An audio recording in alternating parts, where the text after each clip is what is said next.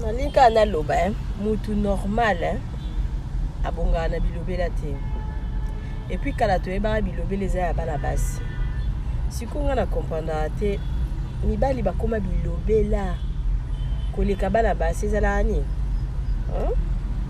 Ezala nini kaka mibali bakoma bilobela makasi koleka bana basi?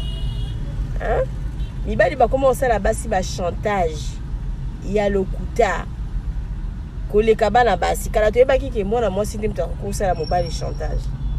Mais sikoyo mobali okoma osala mwasi chantage ezala kani? Donc il faut avoir un esprit.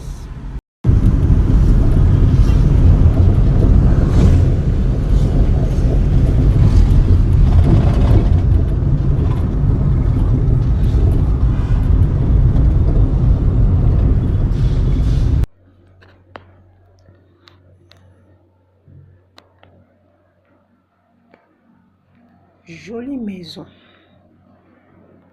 VIP à dégâts.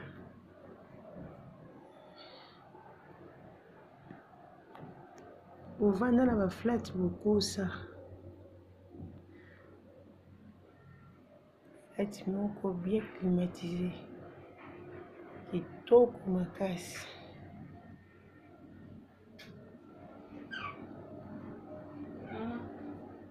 Alors oui. C'est une carte de votre affaire, sauf qu'à des d'accord.